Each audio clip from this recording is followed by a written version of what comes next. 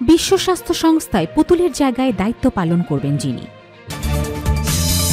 অগণতান্ত্রিক শক্তির বিষয়ে সজাগ থাকতে হবে যুবদল সভাপতি। তারেক রহমানকে নিয়ে অশ্লীল অশ্রাব্য স্লোগানের পরিণতি ভালো হবে না, গোলাম মাওলা রনি। চাঁদাবাজদের কবল থেকে ব্যবসায়ীদের রক্ষা করব, নাহিদ। কোনো চাঁদাবাজ সন্ত্রাসীদের সঙ্গে জোট করবে না জামায়াত, ড মাসুদ। সর্বশেষ জানাবো, ছাত্ররা ঘরে ফিরে যায়নি, জুলাই শেষ হয়নি, হাসনাত আব্দুল্লাহ। শিরোনাম শুনলেন, এবারে বিস্তারিত। বিশ্ব স্বাস্থ্য সংস্থায় পুতুলের জায়গায় দায়িত্ব পালন করবেন যিনি। বিশ্ব স্বাস্থ্য সংস্থার দক্ষিণ পূর্ব এশিয়ার অফিসের আঞ্চলিক পরিচালক হিসেবে দায়িত্ব পালন করছিলেন সাবেক স্বৈরাচার প্রধানমন্ত্রী শেখ হাসিনার মেয়ে সাইমা ওয়াজেদ পুতুল। কিন্তু 4 মাস আগে তার বিরুদ্ধে অভিযোগ এনে 2টি মামলা করে দুর্নীতি দমন সংস্থা দুদক। আর এই মামলার কারণেই পুতুলকে অনির্দিষ্টকালের জন্য বাধ্যতামূলক ছুটিতে পাঠিয়েছে বিশ্ব স্বাস্থ্য সংস্থা। গতকাল শুক্রবার 11 জুলাই থেকে এটি কার্যকর হয়েছে। বিশ্ব স্বাস্থ্য সংস্থার পরিচালক ড তেদ্রোস আধানম গেব্রেয়াস স্টাফদের একটি ছোট্ট ইমেল বার্তায় জানিয়েছেন, সাইমা ওয়াজেদ পুতুলকে 11 জুলাই থেকে ছুটিতে পাঠানো হচ্ছে। তার জায়গায় আঞ্চলিক অফিসের দায়িত্ব পালন করবেন সংস্থার সহকারী মহাপরিচালক ডাক্তার ক্যাথরিনা বহমি।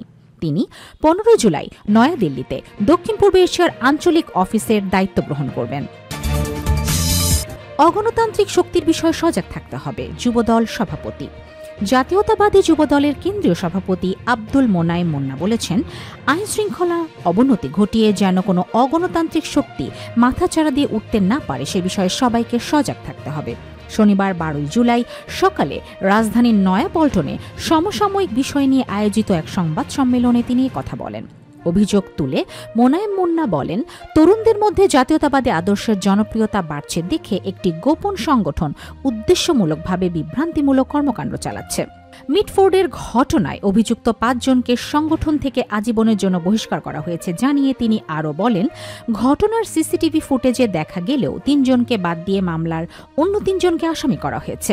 এর পেছনে উদ্দেশ্য আছে কিনা সেটা খতিয়ে দেখতে হবে। যুবদলের এই কেন্দ্রীয় সভাপতি বলেন, আমরা সব সময় দায়িত্বপূর্ণ রাজনীতিতে বিশ্বাসী, কোনো ঘটনা ঘটলে তাৎক্ষণিক ব্যবস্থা নিই। তারেক রহমানকে নিয়ে অশ্লীল অশ্রাব্য স্লোগানের পরিণতি ভালো হবে না, গোলাম মাওলা রনি। তারেক রহমানকে নিয়ে যে অশ্লীল অশ্রাব্য স্লোগান দেওয়া হচ্ছে তার পরিণতি ভালো হবে না বলে মন্তব্য করেছেন সাবেক সংসদ সদস্য ও রাজনৈতিক বিশ্লেষক গোলাম মাওলা রনি।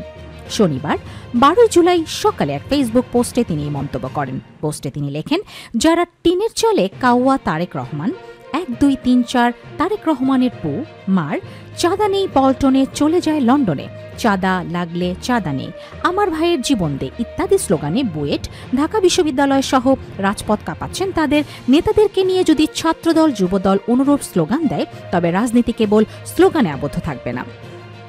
তিনি আরও বলেন, খুর চাপাতি রামদা রক কাটা কাটা বন্দুক গুলি বোমার অতীত ইতিহাস থেকে একে 47 স্নাইপারের নয়া ঋণ ঝরানি শুরু হবে। আর তাতে করে সবচেয়ে বেশি খুশি হবে তারা যারা দেশটাকে জঙ্গি বানিয়ে জাতিসংঘের শান্তি রক্ষী পাঠাতে চায়। এর আগেও রাজনীতি নিয়ে বেশ চটকদার কথা বলেছেন তিনি। সম্প্রতি নিজের ইউটিউব চ্যানেলে দেয়া এক বিশ্লেষণে গোলাম মাওলা রনি বলেন, জুলাই বিপ্লব ভণ্ডুল করার চক্রান্ত করে সর্বশক্তি নিয়ে মাঠে নামছে আওয়ামী লীগ। চাঁদাবাজদের কবল থেকে ব্যবসায়ীদের রক্ষা করব, নাহিদ। রাজধানীর মিটফোর্ড হাসপাতালের মূল ফটকের সামনে ব্যবসায়ী সোহাগকে কুপিয়ে এবং মাথায় বড় পাথর দিয়ে আঘাত করে হত্যা করা হয়। হত্যাকাণ্ড এখন আলোচনার কেন্দ্রবিন্দুতে। এর মাঝেই ব্যবসায়ীদের চাঁদাবাজদের কবল থেকে রক্ষা করার কথা বলেছেন জাতীয় নাগরিক পার্টির এনসিপির আহ্বায়ক নাহিদ ইসলাম। শুক্রবার 11 জুলাই রাতে খুলনার শিববাড়ি মোড়ের পথসভায় প্রধান অতিথির বক্তব্যে এ কথা বলেন তিনি। নাহিদ বলেন, গণঅভ্যুত্থানের পরে আমরা বলেছিলাম এই ফ্যাসিবাদী ব্যবস্থা, যে ব্যবস্থা মাফিয়া তৈরি করে, যে ব্যবস্থা দুর্নীতিবাজদের প্রশ্রয় দেয়, সন্ত্রাসদের তৈরি করে, জনগণের বিরুদ্ধে দাঁড়ায়, পুলিশ বাহিনীকে খুনি বাহিনীতে রূপান্তর করে, সেই ব্যবস্থার বিলোপ ঘটাতে হবে, সেই ব্যবস্থার পতন ঘটিয়ে নতুন গণতান্ত্রিক ব্যবস্থা তৈরি করতে হবে। কিন্তু নানাভাবে 5 আগস্ট থেকেই ষড়যন্ত্র হয়েছে এই ছাত্র নেতৃত্বের বিরুদ্ধে। তার ভাষ্য, আমরা দেখেছিলাম 5 আগস্টে কারা ক্যান্টনমেন্টে গিয়েছিল, অভ্যুত্থানের নেতাদের বাদ দিয়ে সরকার গঠনের পরিকল্পনা করেছিল। এই ছাত্র নেতৃত্ব অনেক চেষ্টা করেছে এই সরকারকে এই সময় রাজনীতিকে গণ অভ্যুত্থানের দিকে আনতে।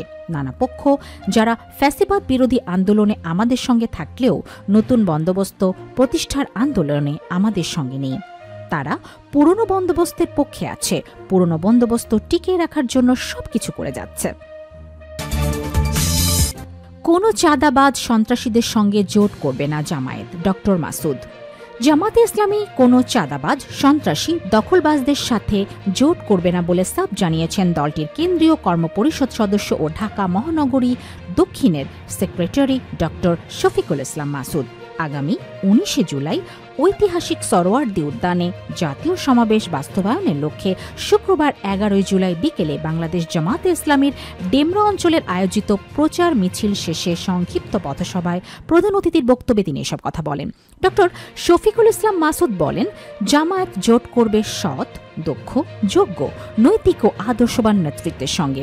জামায়াতের লক্ষ্যই হচ্ছে সৎ, যোগ্য, দক্ষ, নৈতিক ও আদর্শবান নেতৃত্বের মাধ্যমে জাতিকে একটি নিরাপদ, বাসযোগ্য কল্যাণ রাষ্ট্র উপহার দেয়া।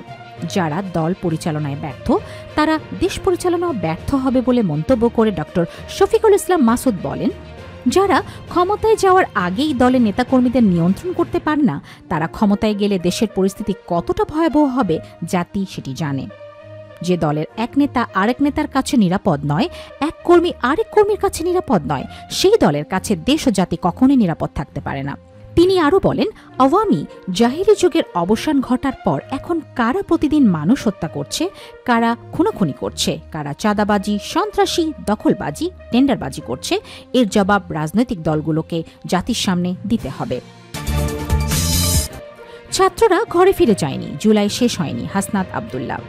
জাতীয় নাগরিক পার্টির এনসিপির দক্ষিণের মুখ্য সংগঠক হাসনাত আব্দুল্লাহ বলেছেন, ছাত্ররা ঘরে ফিরে যায়নি, জুলাই শেষ হয়নি। শুক্রবার 11 জুলাই রাতে সামাজিক যোগাযোগ মাধ্যম ফেসবুকে এক স্ট্যাটাসে তিনি এসব কথা বলেন। নিজের ভেরিফাইড আইডিতে দেয়া স্ট্যাটাসে কোনো বিষয় উল্লেখ না করলেও রাজধানীর পুরান ঢাকার মিটফোর্ডের সামনে হত্যাকাণ্ডের বিষয়টি ইঙ্গিত করেছেন বলে মনে করা হচ্ছে। এর আগে সন্ধ্যায় রাজধানীর পুরান ঢাকায় চাঁদ মিয়া ওরফে সোহাগ নামে এক ব্যবসায়ীকে পিটিয়ে ও কুপিয়ে নৃশংসভাবে হত্যা করা হয়।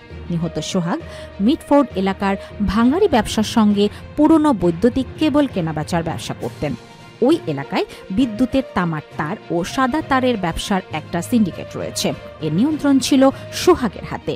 তবে নিয়ন্ত্রণ নিতে মরিয়া ছিল মহিন ও টিটু নামে আরও দুজন। তারা বাণিজ্যের 50% নিয়ন্ত্রণ চেয়েছিল। তা না হলে নিয়মিত চাঁদা দেওয়ার দাবি জানিয়েছিল তারা। এর জেরেই দ্বন্দ্ব শুরু হয়। ঘটনার দিন ঝামেলা মিটমাটের কথা বলে সোহাগকে বাসা থেকে স্যার সলিমুল্লাহ মেডিকেল কলেজ ও মিটফোর্ড হাসপাতালে নিয়ে যাওয়া হয়। এরপর সেখান থেকে অপেক্ষা করা লোকজন সোহাগকে নৃশংসভাবে হত্যা করে।